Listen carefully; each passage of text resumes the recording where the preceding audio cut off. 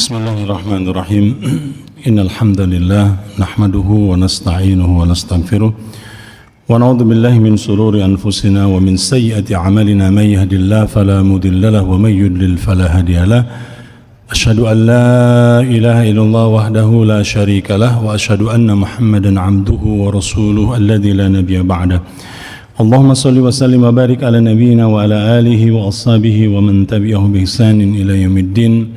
Subhanaka la ilma lana illa ma 'allamtana innaka antal alimul hakim. Allahumma anfa'na bima 'allamtana wa 'allimna ma yanfa'una wa zidna ilman.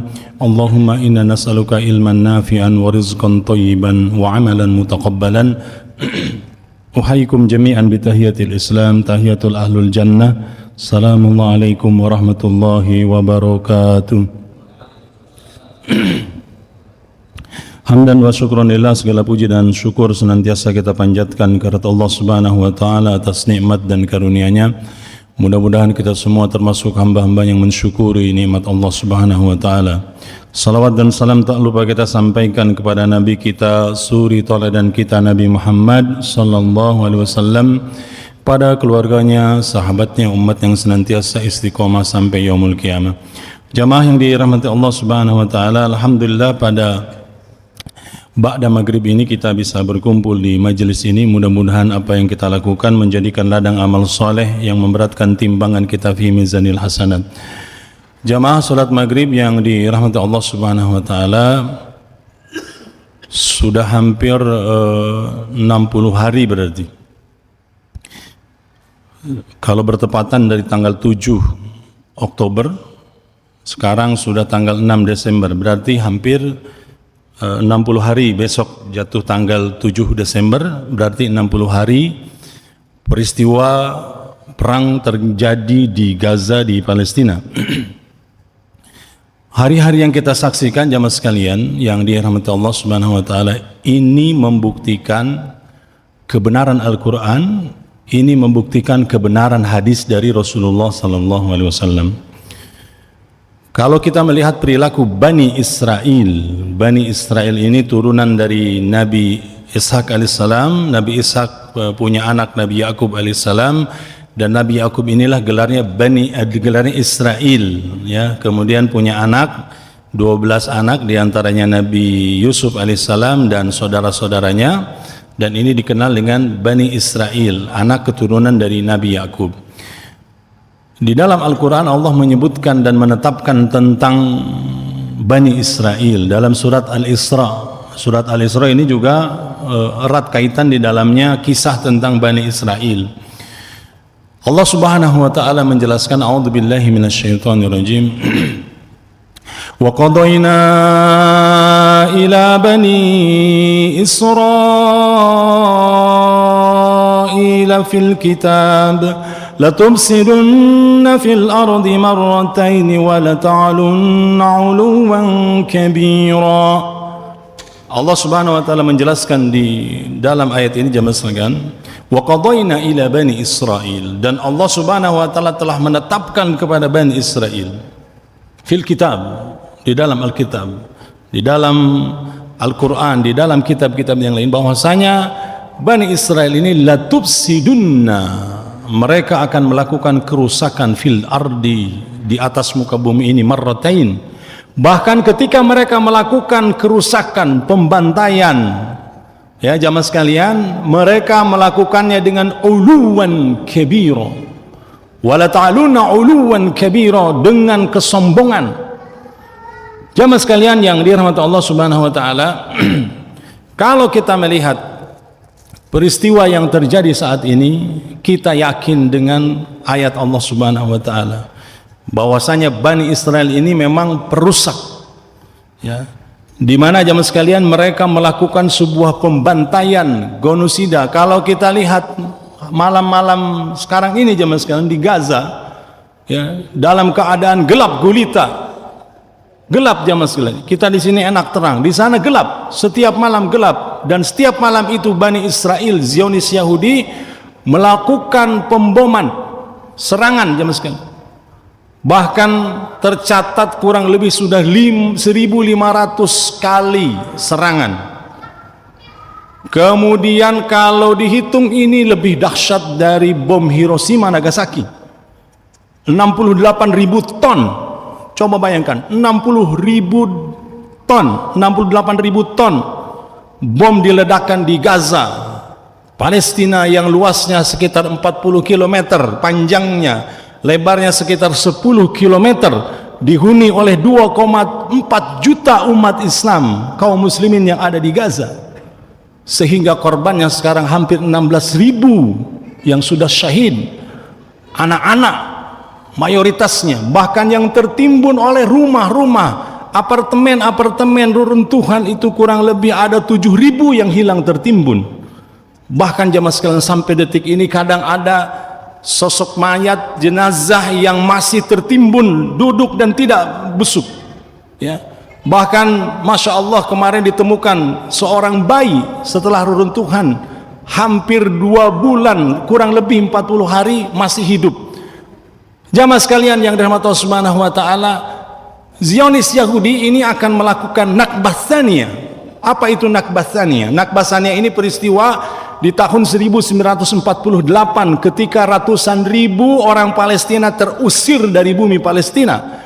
Awal mula penjajahan Zionis Yahudi, di mana jamaah sekalian yang kita ketahui dulu orang-orang Yahudi Bani Israel ini di tahun 1917 mereka terkatung-katung di lautan. Tidak ada yang ingin menerima yang namanya Bani Israel, orang-orang Yahudi, kecuali bangsa Palestina saat itu di tahun 1917. Lalu kemudian jamaah sekalian mereka datang menjadi tamu, mereka datang menjadi pengungsi. Bahkan orang-orang Islam yang ada di Palestina ketika itu dalam kekuasaan Sultan Hamid II dan masyarakat umat Islam yang ada di Palestina sudah maju, mereka datang menggunakan kolor, mereka datang menggunakan pakaian seadanya karena menjadi pengungsi yang pada akhirnya jamaah sekalian ditampung di Palestina. Lalu muncullah seorang tokoh gerakan Zionis Yahudi namanya Theodor Herzl, di mana Theodor Herzl ini menginginkan bangsa Yahudi, bangsa Zionis memiliki sebuah wilayah negara. Sebenarnya mereka melakukan perkumpulan-perkumpulan gerakan Zionisme ini itu sebenarnya bukan di Palestina. Pertama kali dicetuskan di Uganda, namun secara historis mereka agak susah mendapatkan Uganda, sehingga secara historis mungkin mereka bisa berdalih bumi Palestina itu adalah warisan bagi mereka, keturunan dari Nabi Daud alaihissalam, Nabi Sulaiman, dan berdalih bahwasanya di bawah Masjid Al-Aqsa itu ada Haikal Solomon atau peninggalan dari Nabi Sulaiman. Ini dalih saja sama sekalian. Namun jamaah sekalian yang dirahmati Allah Subhanahu wa taala, peristiwa ini selama 75 tahun bumi Palestina dijajah. Setiap wilayah berubah menjadi wilayah-wilayah Zionis, wilayah-wilayah Yahudi. Bahkan yang sekarang dikuasai oleh umat Islam di Palestina hanya tepi barat, West Bank, dan Gaza. Dan penjajah Israel tidak ada di Gaza, yang ada di West Bank atau di tepi barat, di Rafah itu ada, di Masjidil Aqsa ada. Namun jamaah sekalian, kalau kita menyaksikan hari-hari yang terjadi, ribuan, puluhan ribu umat Islam meninggal. Ainal muslimun? Ainar raisul ummatul Islam? Di mana para pemimpin-pemimpin umat Islam? Di mana keberadaan mereka? Menyedihkan jamaah sekalian. Coba bayangkan di zaman Rasulullah sallallahu alaihi wasallam, ketika Rasulullah hijrah dari Mekah ke Yasrib, ke Madinah, lalu melakukan perjanjian dengan piagam Madinah dengan orang-orang Yahudi.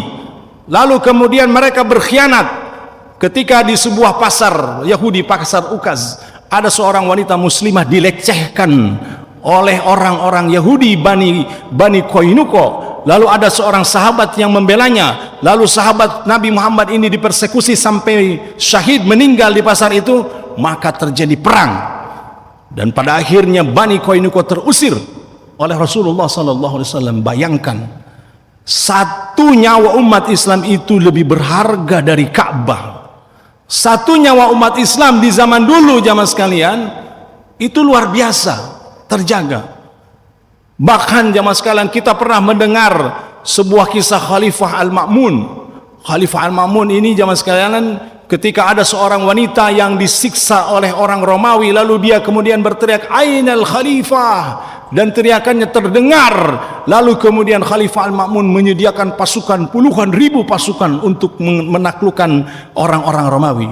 Namun kondisi sekarang jauh berbeda. Sudah ribuan, puluhan ribu umat Islam meninggal dunia syahid, tapi para pemimpin-pemimpin umat Islam diam seribu bahasa, seolah-olah tidak menyaksikan, seolah-olah tidak melihat, seolah-olah tidak mendengar. Kenapa ini terjadi jamaah sekalian? Bisa jadi ini terjadi sesuai dengan hadis Nabi Muhammad SAW. Kata Rasulullah jamaah sekalian dalam sebuah hadis, kelak nanti umat Islam ini di akhir zaman seperti hidangan yang diserbu oleh musuhnya, tercabik, terkoyak. Para sahabat bertanya, ya Rasulullah, apakah saat itu umat Islam sedikit? Kemudian Rasul mengatakan, tidak, jumlah kalian banyak. Kalau kita kalkulasi jamaah sekalian, jumlah penduduk di muka bumi ini kurang lebih 6,5 miliar sampai 7 miliar. Jumlah umat Islam sekarang, kalau sensus terakhir itu saya pernah membacanya, kurang lebih 2,5 miliar umat Islam. Banyak umat Islam, 2,5 miliar. Tapi jamaah sekalian, kondisi umat Islam yang begitu banyak ini tidak menjadikan sebuah kekuatan, sehingga Rasul mengatakan umat Islam saat itu kagisa isail, seperti buih di lautan yang terombang-ambing. Buih setelah runtuhnya Turki Utsmani 1924, maka umat Islam terpecah belah, terkoyak dan tidak memiliki kekuatan. Maka umat Islam kagisa isail, seperti buih di lautan. Kemudian Rasulullah SAW mengatakan, kenapa ini terjadi? Karena umat Islam terkena penyakit wahan. Kena penyakit wahan. Apa itu wahan? Kata Rasulullah kepada para sahabat, atadrunal mal wahan? Wahai para sahabat, tahukah kalian apa itu wahan? Apa itu penyakit wahan yang saat ini menjadi virus yang menempel di dalam diri para pemimpin-pemimpin umat Islam, dan bisa jadi virus ini menempel dalam diri umat Islam yang mayoritas. Wahan itu jamaah sekalian adalah hubbud dunya wa karihatil maut, cinta dunia dan takut akan kematian. Ibnu Qayyim al-Jauzi beliau mengatakan wahan itu disebabkan ada dua. Wahan itu ada dua penyebab wahan. Yang pertama gara-gara syahwat, yang kedua gara-gara syubhat. Syahwat dan syubhat. Apa itu syahwat? Syahwat itu urusannya perut, Pak. Dari pusar ke bawah, perut dan kemaluan, itu syahwat. Dan bisa jadi jamaah sekalian umat Islam ini terbuai dengan syahwat perut dan syahwat kemaluan. Bahkan jamaah sekalian yang dirahmati Allah Subhanahu wa taala, kadang syahwat godaan ini yang membuat para pemimpin kita bisa jadi terlena. Syahwat perut dan syahwat perempuan. Kemudian yang kedua, wahan itu bisa jadi karena syubhat. Syubhat itu urusannya di sini, pemikiran. Bisa jadi umat Islam secara pemahamannya, pemikirannya, ada sebuah pertanyaan mungkin, yang ini kadang pertanyaan ini bisa jadi pertanyaan mayoritas umat Islam.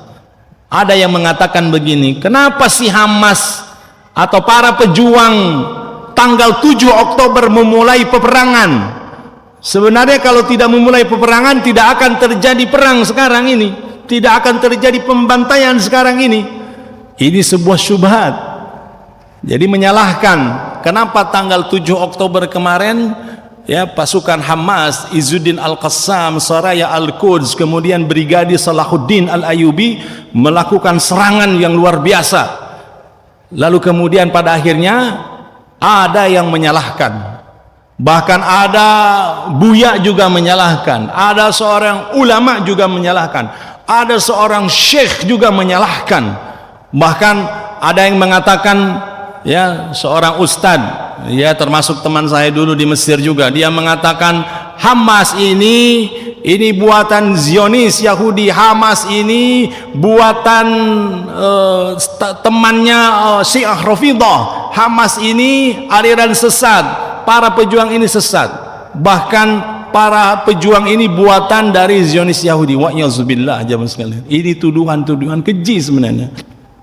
Bahkan ada buya yang mengatakan mestinya di Gaza ini hijrah dulu, jangan tinggal di Gaza, tinggalkan Gaza baru perang. Ini kan sebuah syubhat-syubhat yang kadang merusak kekuatan bagi umat Islam. Bahkan bisa jadi begini jamaah sekalian, justru itulah yang diinginkan oleh Zionis Yahudi. Ketika permasalahan Palestina cukupnya menjadi permasalahan, bukan permasalahan umat Islam, tapi permasalahan khusus negara di Palestina. Bahkan dipersempit lagi, urusan perang Gaza, perang Palestina itu urusan antara Hamas dengan Israel, bukan urusan dengan umat Islam. Ini jamaah sekalian pemikiran-pemikiran yang tercampur dengan syubhat. Atau ada juga yang mengatakan ya, umat Islam di Gaza ini tidak wajib perang, masih lemah. Ya, kalau dibanding dengan kekuatan Yahudi, kekuatan Zionis yang begitu dahsyat, hebat, luar biasa. Ini sama persis dengan perkataan orang-orang munafik di zaman Rasulullah sallallahu alaihi wasallam. Ketika Rasulullah sallallahu alaihi wasallam akan melakukan peperangan dengan Bani Quraidah, orang-orang Yahudi Bani Quraidah yang memiliki benteng yang sangat kuat, sehingga mereka mengatakan kita tidak akan sanggup, kita tidak akan mampu. Bahkan saat itu Rasulullah mengepung Khaybar, perang Khaybar. Bani Quraidah itu hampir 14 hari, memang begitu kuatnya, tapi pada akhirnya pun terkalahkan. Nah jamaah sekalian, ini syubhat-syubhat yang terjadi, yang kadang menimpa kepada umat Islam, sehingga melihat kondisi peristiwa yang ada di Gaza, di Palestina itu bukan urusan umat Islam, menjadi urusan khusus orang-orang Palestina. Sekupnya diperkecil lagi, kelompok kecil Hamas dengan Israel. Saya bertanya jamaah sekalian, Zionis Yahudi Israel, apakah dia berperang sendirian? Saya nanya, Amerika, Inggris, Jerman, Perancis, Italia, kemudian Australia dan negara-negara besar lainnya tidak membantu Zionis? Saya ikuti Twitternya Benjamin Netanyahu beberapa hari yang lalu. Saya ikuti Twitternya Benjamin Netanyahu, IG-nya Benjamin Netanyahu saya ikuti. Bahkan ketika gencatan senjata kemarin, Benjamin Netanyahu membuat ucapan terima kasih kepada 20 negara yang sudah membantunya. Jamaah sekalian, ini bukan syubhat yang harus ada dalam pemikiran. Urusan Palestina itu urusan orang Palestina, perang di Gaza urusan antara Hamas dengan Gaza, bukan. Beberapa minggu yang lalu saya mengikuti wawancaranya Syekh Ali Jum'ah, merupakan mufti dari Mesir, guru-guru kami yang ada di Al-Azhar.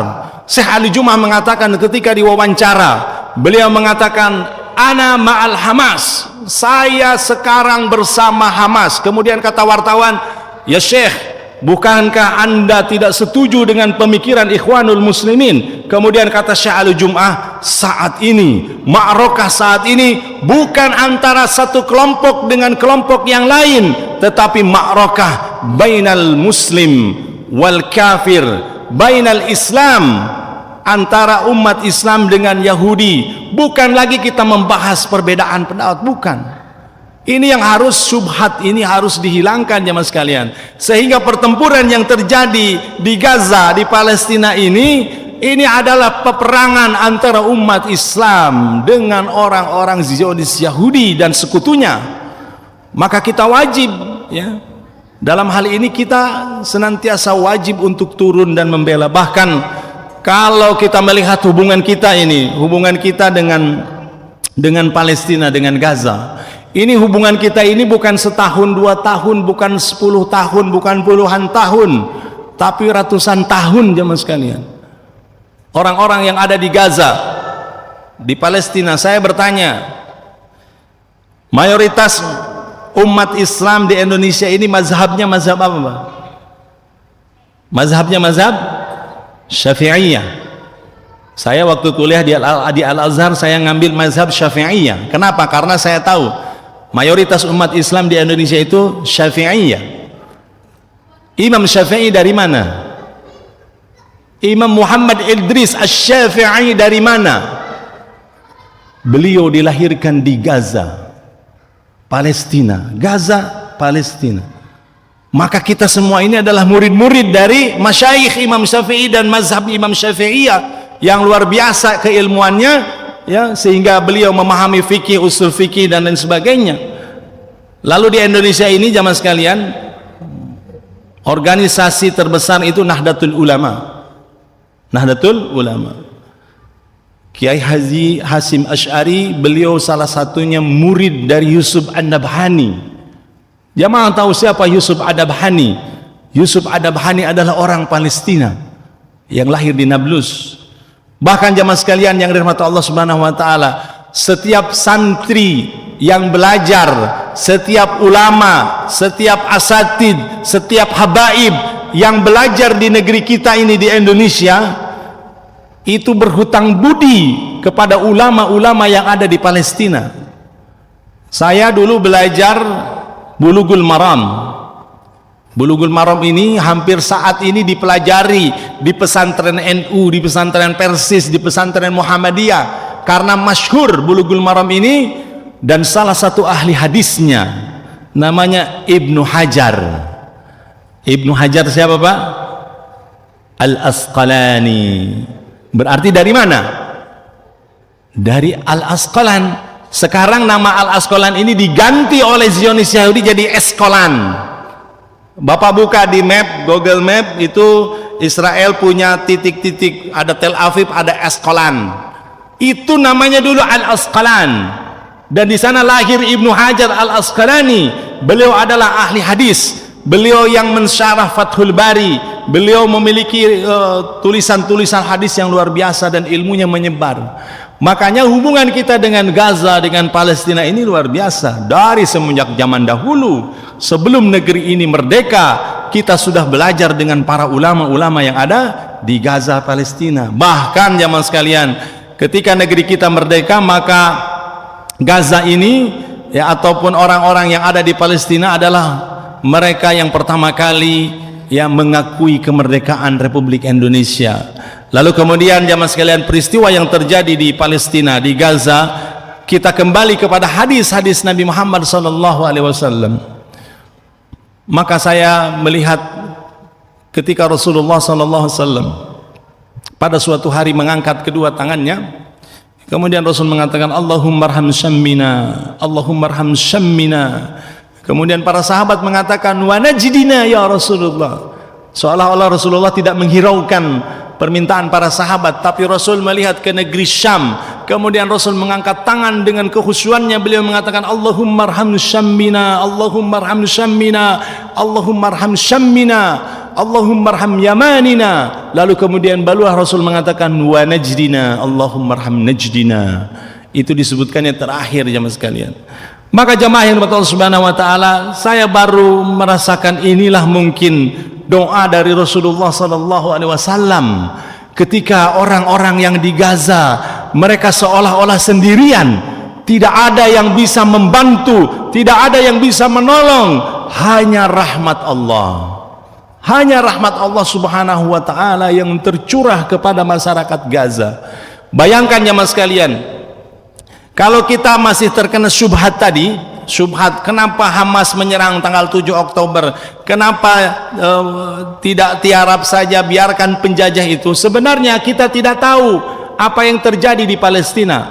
Pertama jemaah sekalian, serangan orang-orang pejuang yang ada di Gaza, di Palestina yang sudah bersatu sebenarnya membatalkan keinginan Zionis Yahudi yang ingin membagi Masjidil Aqsa dibagi dua. Kan kita tidak tahu jemaah sekalian, di hari Sabat itu orang-orang Israel selama 1 minggu melarang umat Islam masuk ke Masjidil Aqsa. Bahkan Masjidil Aqsa yang luasnya hampir 14 hektar itu mau dibagi dua, jadi mereka ambil seluruhnya jemaah sekalian. Bahkan tidak boleh umat Islam memasuki Masjidil Aqsa. Ini kan sudah keterlaluan sebenarnya. Lalu kemudian jemaah sekalian yang dirahmati Allah Subhanahu wa taala, sebenarnya Benyamin Netanyahu dan yang lainnya menginginkan Gaza ini takluk, sehingga cita-cita mereka yang menginginkan Israel Raya. Israel Raya itu kalau Bapak baca sejarahnya, ya, si Theodor Herzl itu orang Zionis, pemikiran Zionis. Ketika beliau membuat simbol perisai Daud atau yang kita kenal bintang David yang ada di bendera Yahudi, di benderanya Yahudi itu Zionis, itu lambangnya ya segitiga ke atas dan segitiga ke bawah. Itu sebenarnya cita-cita negara Israel yang mereka menginginkan Israel Raya. Saya waktu di Mesir pernah membaca sebuah artikel di dalamnya tentang cita-cita Israel, dan ditulis ada lagu Israel Raya yang ditulis bahasa Ibrani lalu diterjemahkan dengan bahasa Arab.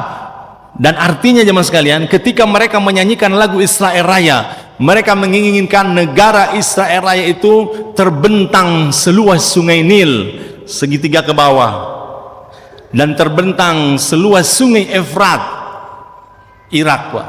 Ini cita-cita mereka. Makanya tidak heran ketika Mesir pun pernah dijajah. Kalau kita membuka sejarah, bukan lembaran-lembaran sejarah, dulu Mesir, Suriah, Arab Saudi pernah kalah oleh Israel dalam perang dunia. Lalu pada akhirnya Tursina atau Sinai, Bukit Sinai, kalau yang sudah pernah ke Mesir pasti dia akan jalan-jalan ke Sinai. Sinai itu menurut beberapa pendapat, ada yang mengatakan Tursina itu turunnya The Ten Commandment kepada Nabi Musa alaihissalam, yang pada akhirnya Zionis Yahudi menginginkan wilayah Sinai. Dan dulu wilayah Sinai menjadi wilayah Zionis, wilayah Israel Raya yang mereka cita-citakan.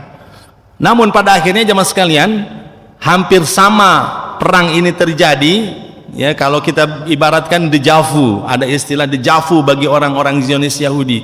Dulu jamaah sekalian, ketika orang-orang Zionis Yahudi menjajah wilayah Mesir dengan diambil alihnya Gunung Tursina, wilayah Sinai itu masuk dalam wilayah teritorial Zionis secara kekuasaan. Lalu jamaah sekalian, seorang jenderal yang namanya Anwar Sadat di tahun 1973, atau yang kita kenal dengan perang Sittah Oktober, perangnya 6 Oktober 1973, orang Mesir biasa mengatakan perang Ashir Ramadan, karena perang itu terjadi tanggal 10 Ramadan, di mana orang-orang Mesir, pasukan Mesir ini melancarkan serangan pada hari Sabat karena ingin mengambil tanah haknya yang dijajah oleh Zionis Yahudi, sehingga pada tanggal 6 Oktober hari Sabat 1973 yang pada akhirnya Zionis Yahudi terkalahkan, terpukul mundur. Bahkan pasukan Anwar Sadat dengan beberapa Ikhwanul Muslimin saat itu, kalau dalam beberapa sejarah yang pernah saya baca, kurang lebih ada 200 pasukan kuda yang diutus oleh Syekh Hasan Al-Banna ikut dalam perang bersama Anwar Sadat. Dan hampir-hampir Mesir jamaah sekalian hampir-hampir menaklukkan Tel Aviv, hampir. Lalu kemudian Amerika menelepon Anwar Sadat, kata Amerika, jangan sampai nanti Mesir jadi Hiroshima Nagasaki yang kedua. Yang pada akhirnya jamaah sekalian, Mesir pun menarik diri dan pada akhirnya melakukan perjanjian yang kita kenal dengan perjanjian Camp David di tahun 1974, yang pada akhirnya Anwar Sadat pun ditembak mati oleh tentaranya sendiri. Ini kan kisah jemaah sekalian. Sehingga jemaah yang dirahmati Allah Subhanahu wa taala, kalau kita melihat peristiwa yang terjadi, perang yang ada di Gaza ini adalah penjajahan. Ya.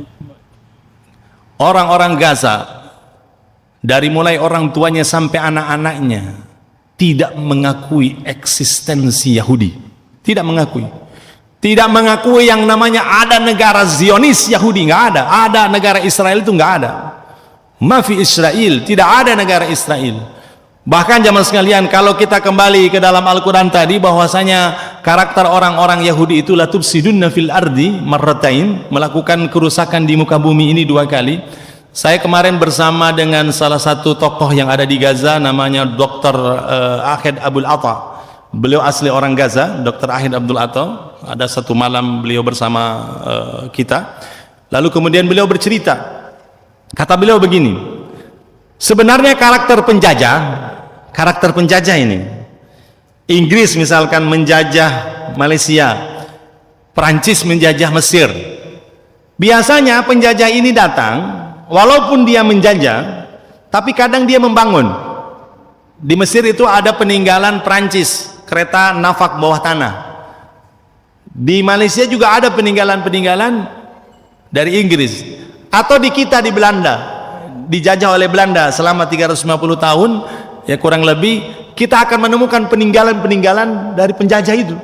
Misalkan rel kereta, itu kan peninggalan penjajah. Atau bangunan-bangunan dam, bendungan-bendungan, Jatiluhur, Bendungan Walahar, bendungan-bendungan, siapa yang buat itu bendungan-bendungan? Belanda. Jembatan yang dari sini menyambung, sebelumnya ada ke Peruri, ke sana ke Adiarsa, itu jembatan dari Belanda. Mereka membangun. Tapi zaman sekalian, penjajah Zionis Yahudi ini, kata Syekh Ahid, beliau ini karakternya tidak membangun, justru menghancurkan. Sudah dibangun rumah sakit, dia hancurkan. Sudah dibangun Universitas Gaza, dihancurkan. Seluruh fasilitas-fasilitas yang ada di Gaza itu dihancurkan. Ini kan sebuah penjajahan yang keji, penjajahan yang merusak. Bahkan norma-norma aturan yang disepakati oleh PBB, oleh dunia, semuanya dilanggar. Nggak ada yang tidak dilanggar, ya, semua dilanggar, Pak, ya. Wartawan dibunuh, kemudian para medis juga dibunuh, semua.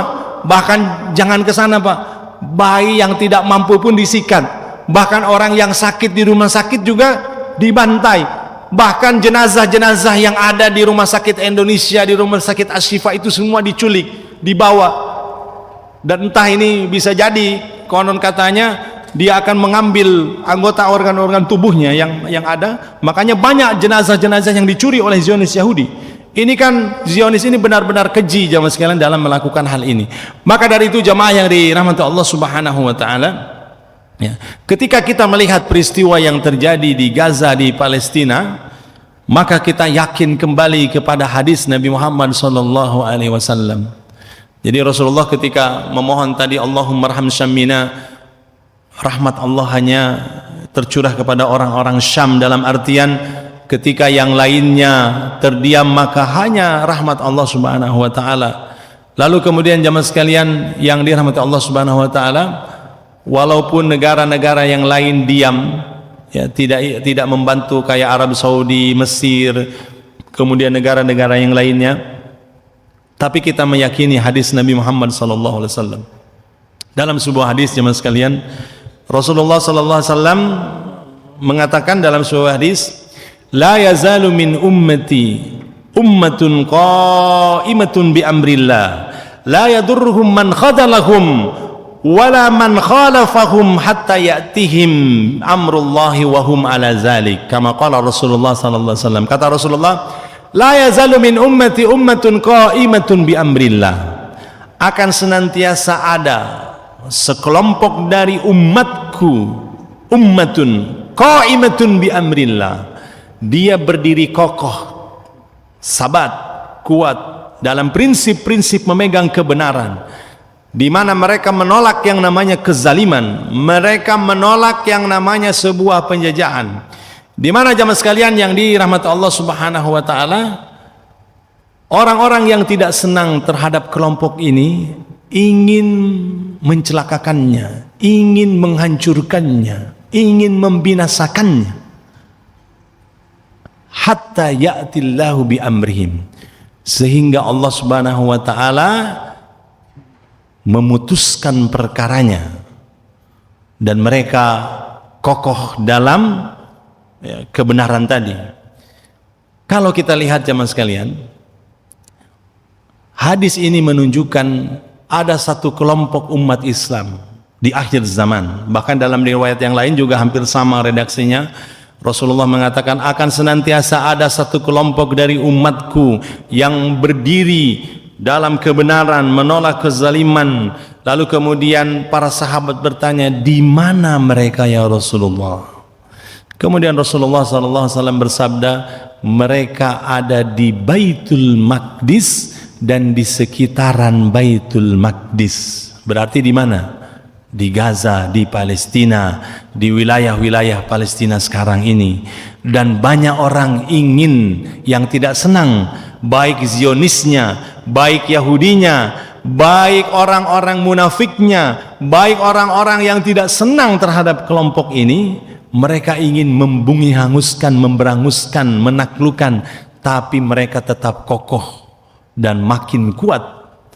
Coba bayangkan jemaah sekalian, dulu Mesir, kemudian Suriah dan Arab bersekutu, itu cuma 6 hari. 6 hari taluk sama Zionis Yahudi, sama Israel kalah. Dalam perang antara Arab dengan Israel itu cuma 6 hari. Tapi orang yang ada di Gaza jemaah sekalian, sudah hampir 2 bulan ini. Bahkan sebenarnya kalau mau perang jujur, perang secara perang di darat, ya, ini Zionis Yahudi sudah kalah sebenarnya. Dr. Ahir kemarin bercerita, dan kadang cerita ini hanya orang-orang yang tahu di sana jemaah sekalian. Jamaah yang dirahmati Allah Subhanahu wa taala, peristiwa penyerangan 7 Oktober kemarin, kalau coba bayangkan jemaah sekalian, 7 Oktober itu Gaza penjara terbesar di dunia. 16 tahun orang Gaza itu dikurung, Pak. Di benteng. Bapak tahu bentengnya? Ke atas tingginya 25 meter, ke bawah tingginya, kedalamannya itu 25 meter. Kedalamannya. Bahkan setiap benteng itu punya alarm, Pak. Mendeteksi kalau terjadi ada gerakan di tanah langsung bunyi. Dan selama 16 tahun lebih jamaah sekalian, kadang kita merasa biasa-biasa saja di Gaza. Padahal jemaah sekalian, Gaza adalah penjara terbesar di dunia. Karena orang-orang Zionis Yahudi itu memenjara orang-orang yang di Gaza supaya mereka tunduk terhadap aturan Zionis Yahudi. Selama 16 tahun, listrik mereka matikan. Dari 24 jam, cuma 6 jam setiap hari. Bayangkan, 6 jam orang Gaza itu, terang begini cuma 6 jam. Lalu kemudian air pun mereka atur. Bahkan orang-orang Gaza itu hidupnya dengan air limbah yang dikirim oleh Yahudi, Zionis. Luar biasa jemaah sekalian. Hari-hari menderita sebenarnya orang-orang di Gaza itu. Ya, maka jemaah sekalian, selama 16 tahun dijajah. Orang-orang Gaza ini dijajah, bahkan banyak yang ditangkap dan sebagainya, termasuk yang di tepi barat, sehingga orang-orang yang ada di penjaranya Yahudi Zionis itu kurang lebih ada 8.000 yang dipenjara. Sehingga jemaah sekalian, wajar ketika orang-orang Gaza, orang-orang Palestina bangkit untuk meraih sebuah kemerdekaan. Sebagaimana kita dulu ingin membebaskan setiap jengkal tanah negeri ini. Sehingga pada tanggal 7 Oktober kemarin jemaah sekalian, ini sebuah serangan yang membuat Zionis Yahudi kecut. Kenapa jemaah sekalian? Satu, penyerangan itu sebenarnya perbatasan antara Zionis Yahudi, Israel dengan Gaza, itu mereka menempatkan pasukan disebut dengan pasukan Kopassusnya, ya, disebut dengan pasukan tepi Gaza dalam bahasa Ibrani. Lalu kemudian pasukan ini pasukan terbaik dari orang-orang Yahudi, pasukan terbaik. Dan saat penyerangan itu jemaah sekalian, membuat mereka shock karena hampir 1.000 lebih, ya, orang-orang Yahudi mati pasukannya. Kemudian yang ditawan hampir ratusan, bahkan ada salah satu petingginya. Dan ini membuat orang Yahudi sebenarnya merasa kaget dan merasa mereka ini mendapatkan serangan yang luar biasa. Bahkan orang-orang Palestina yang ada di Gaza, hari-hari demi hari mereka berlatih dan mereka terus membuat rakitan-rakitan bomnya ini, sehingga ya Iron Dome yang dibuat oleh Zionis Yahudi pun pada akhirnya tidak berfungsi, ya. Dan ini jamaah sekalian yang dirahmati Allah Subhanahu wa taala, ini merupakan bukti pertolongan dari Allah Subhanahu wa taala. Karena ketika orang-orang Yahudi, ya, ingin menurunkan kurang lebih 200.000 tentaranya gabungan, 200.000, ini yang sedang dihadapi oleh pasukan Izzuddin Al-Qassam, pasukan Soraya Al-Quds, pasukan Brigade Salahuddin Al-Ayubi. Ini baru tidak setengah-setengahnya dari jumlah 40.000 para pejuang, ya, kemerdekaan Palestina yang tinggalnya di Nafaq di bawah terowongan. ini baru 5.000 yang turun, baru 5.000. Makanya kata Abu Ubaidah, Abu Ubaidah ini juru bicara Hamas, ya, mana silahkan turun, ya, datang ke Gaza, dan Gaza akan menjadi kuburan bagi kalian. Dan justru jamaah sekalian, kemenangan bagi umat Islam, kabar gembira sebenarnya. Coba bayangkan, ya, Israel Zionis punya tank wajah Merkava ini, di mana paling canggih di dunia, harganya puluhan miliar, bahkan dia bisa mendeteksi pergerakan-pergerakan, punya CCTV atau punya bisa memantau, tapi dengan jarak perang 0 meter itu bisa dihancurkan. Bahkan sampai detik ini kurang lebih hampir ada 400 tank wajah, ya, Merkava yang sudah diledakkan oleh para pejuang. Dan sudah, kalau kemarin ada berita yang disampaikan sebenarnya dari jurnalis orang Yahudi mengatakan Israel sudah ribuan yang mati sebenarnya, dan mereka banyak pasukannya yang tidak ingin berperang di Gaza karena seolah-olah mereka berperang dengan hantu, tidak ada pasukan yang mereka hadapi tiba-tiba hancur. Kayak kemarin mereka ingin, beberapa hari yang lalu mereka ingin mencari mana itu nafak di bawah tanah itu, terowongan. Orang Gaza itu Allah berikan kemudahan dan kepintaran sehingga di dalam bawah tanah Gaza itu kurang lebih ada 500 km terowongan yang mengelilingi, dan itu tidak bisa dideteksi oleh orang-orang Zionis. Bahkan kemarin mereka merasa aman, ada sebuah terowongan sehingga mereka merasa tidak ada lawan, dan mereka membuat camp di sana, langsung disergap oleh pasukan Hamas, dan pada akhirnya hampir 60 orang saat itu terbunuh. Dan jamaah sekalian yang dirahmati Allah Subhanahu wa taala, bisa jadi ini sebuah hikmah dan ibrah bagi kita semua ketika Allah Subhanahu wa taala, ya, menjadikan peristiwa ini serasa getir bagi kita umat Islam. Tapi ketahuilah bahwasanya ini merupakan sebuah tadribah, sebuah pelatihan atau sebuah pendidikan dari Allah Subhanahu wa taala, sehingga ketika banyak orang-orang yang menutup mata di Gaza, banyak orang-orang yang meninggal, yang menutup mata di Gaza, rumah hancur, ya, berkeping-keping, tetapi dunia ini banyak yang terbuka matanya tentang Gaza, tentang Palestina, dan hampir seluruh dunia menyaksikan kekejaman dan kebiadaban Zionis Israel. Maka saat ini di mana posisi kita, mudah-mudahan apa yang kita lakukan ini, posisi kita berada bersama dengan orang-orang yang berjuang di jalan Allah Subhanahu wa taala.